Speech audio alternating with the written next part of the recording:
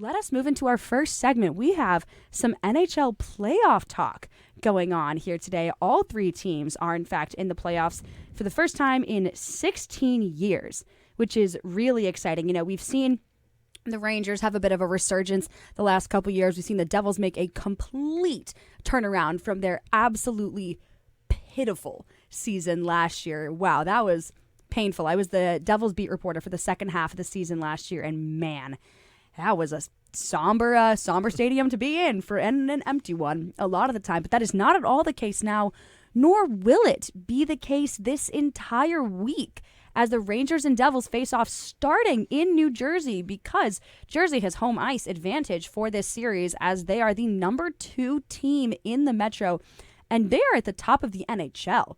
They are bordering the top there. You know, they're up with the best, with the Bostons of the world, which is very exciting and very different from last year when they were quite literally one of the worst teams in the league. So I guess I'll just go to both of you first. Your initial thoughts on this series. What's something that you're excited for? Well, when you look at the two teams, kind of going into the season was completely different expectations. When you look at them, Rangers, it was like coming off the Eastern Conference Finals loss. You're like, all right, they're going to improve the team this offseason and come back. Then you look at the Devils, they got a draft pick, low draft pick, or high draft pick.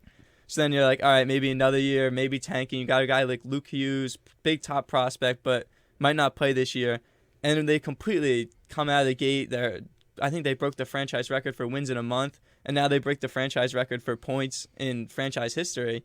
I mean, complete 180 on their season, and I think that's what's going to make this Rangers-Devils series, too, so good. It's just because they had such different expectations, but now it's like the same expectations, and now they're at the same level. So it's just going to make the fans, it's going to bring that rivalry back. That's probably was missing these last few years. Mm-hmm. Yeah, definitely. And I think back to last year with the playoffs with the Rangers, how electric the atmosphere was in this area for not only their entire run, but even just that first round against the Penguins. Like, I remember the energy where I was working was insane because we had the TVs going with the games and the place was packed. So now to think about it in the context of two teams that are so close to each other and have two extremely strong fan bases, like from where I'm from, not too far from here, there's not many Islanders fans. It's pretty much all Rangers and Devils fans. So it's going to be very interesting to see how the fans react. But like you said, two extremely different expectations coming into the year, and that always makes it interesting in this situation where that doesn't matter now. Everybody has 0 wins, 0 losses. So it's going to come down to just who has the better series. Yeah, you make a good point there. You know, it's 0 wins, 0 losses. We're on an even playing field now for more or less. I mean, nothing matters once you're in the playoffs. We see these kind of upsets all the time that it's, you know, like you look at something like the Blues where they went from worst to first quite literally. And I know I mentioned this year a lot for them, but in 2019, at the midpoint of the season, they were quite literally dead last in the league. Then they get in on a wild card and they win the Stanley Cup that year. So it's always possible here.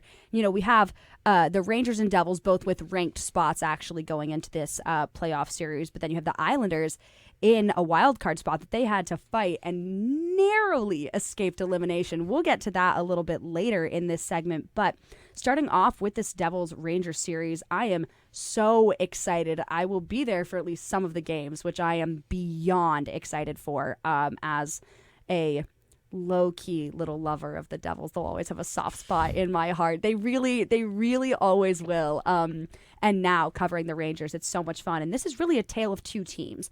You know, you look at the Rangers, who are a lot bigger physically in stature, a lot more aggressive, not as fast of a team, a lot more cerebral in the way that they play in terms of they always make the extra pass. They're trying to take more of those close range shots. They don't fire as much from the blue line, whereas then you look at the Devils, they are a fast team. I mean, you look at Jack Hughes, of course, he's the name that really comes to mind when you think of that. You look at Jack Hughes, who now is joined by brother Luke Hughes, which, quick shout out to Mr. Luke Hughes. He had his first NHL goal ever the other night, and it was the overtime winner, which is really, really exciting. And Jack Hughes has broken the franchise record for most points by a defenseman in a single season. So big ups to the Hughes brothers right now, and they are going to be so fun to watch play in this playoff series together.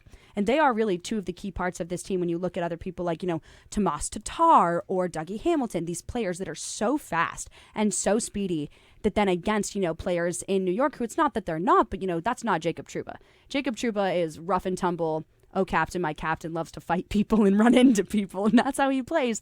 And I think it's going to be definitely two different styles of playing, two different styles of coaching, and that's going to be one of the most interesting parts of this entire series. And that's like what you said, the completely two different ways that they play the game. Rangers, more older team, not older, but definitely a more experienced team with a lot playing more physical, and then the Devils, this super young team that not a lot of playoff experience on that roster, and they play fast, they fly around the ice, and I think that's really going to help them in this series, because sometimes I think having no playoff experience sometimes helps you. When you look at other teams around like other sports, you come in kind of just like do your thing and just have zero, kind of go in not with zero expectations, but expecting less. And where the Rangers, it's like you went all in at the deadline. You get a guy like Patrick Kane and Vladimir Tarasenko, and it's like, we have to win this year. And the Devils, it's like our best player is 21 years old, and whatever he does now, he's only going to build on it. So for the Devils, I think in that sense that they have the upper hand just because of how much younger they are, much faster. I think that's going to hurt how the Rangers want to play their game, more slow-paced and kind of just like more physical. Yeah, anytime you have a team like the Devils who are so young and have exceeded their expectations so much this season, you go into the playoffs almost like there's nothing to lose this season. We can only further overachieve what we were expected to do. So any series win, any game, any playoff win, I feel like is a success in the grand scheme of things based off of what they were supposed to do coming into the year, whereas the Rangers obviously have those high expectations coming off of their run last year. So I think the Rangers have much more pressure on them than the Devils here. I absolutely agree. I think that's a great point. And I think that is going to be such a big deciding factor in this series then, because it's going to be, do they crumble under the pressure or do they live up to it? Because we kind of saw that this year with Igor Shesterkin. There was so much pressure put on him to be this insane Vezina goalie again, because obviously he won the Vezina last year, and he had quite literally a record-breaking season.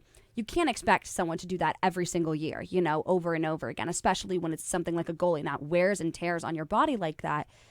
But, there was so much pressure put on him to be that then when he wasn't, it felt like the support around him was crumbling, and that did not help his confidence, and that did not help the team as a whole. The Devils, for lack of a better term, are kind of playing with house money at this point, Like you said, they had literally no expectations coming into this season. I mean, my hot take that I said, if you listen back to the first episode of 5 on 3 from this season, I said the Devils are making the playoffs. And you know what? Lou Orlando and Nick Palmer looked at me and they went, "You're crazy." And I was like, mark my words. Well, mark my words, everybody. Not only are they in the playoffs, they are doing very, very well leading up to the playoffs. So I think they'll be in it. But yeah, they have nothing to lose. So it's not even like, they have this great pressure hanging on them from their fans. It's like, you know what? We didn't even think we'd be here. I thought the coach was getting fired. I thought there was going to be an overhaul of the team. They made it. And they made it with the players that they have. Whereas, like you said, Rangers went all out and said, this is our year. This is kind of, you can feel the end of this big Rangers lineup that has been so strong for so many years. They added Kane, they added Tarasenko, and they're like, this is it. This is the year. And if they don't win this year, I think we're going to see a lot of fresh faces next year on this Rangers squad. Especially when you talk about bringing those guys in and the expectations that you have. And when you're playing a team like the Devils, like that rivalry, if you're a first-round exit with the roster that you have versus the Devils, you're going to have a lot of pressure from ownership and the fans to make changes. Yeah. I'm not necessarily blow it up, but going to have to make a lot of changes, probably in coaching. But you brought up Igor, and you brought up Igor. But I think that's going to be the most important part of this series between the two goalies. This year they were relatively the same. Igor had a better save percentage, but if he can be what he was last year in the playoffs, I know everyone thinks about like the regular season, but once you get to the playoffs, you kind of forget about the regular season. And if he can play the way he did last playoffs, I think the Rangers are going to be fine, and they're going to be able to make a run again. And the same thing goes for the Devils. Vitek Vanacek had the best season of his career. Yeah. So he's going to be huge in this series. I think if he can play in the games versus the Rangers this year, he was locked down. He was like just stopping everything. So then I think that's just going to be really important for the Devils, and keep Mackenzie Blackwood away from the ice for them. I think that's going to be very important. Thank you. Yeah, I think like you said with Igor kind of for the Rangers as a whole, I think obviously with it comes a lot of pressure, but that playoff experience, I feel like they really have to focus on that and realize that we've been here before. They haven't been here before. MSG is quite the place to go into in a playoff environment for such a young team like the Devils. So I think if you're the Rangers and you want to win this series, you kind of just have to hone in on that playoff experience and rely on Igor. Hopefully he can retouch in on that magical run he had last year in the playoffs. And if they can do that and rely on their experience, I think they can beat the Devils. But if the Devils go in with the mindset, we have nothing to lose, we're playing with house money, they can definitely make it interesting, no doubt.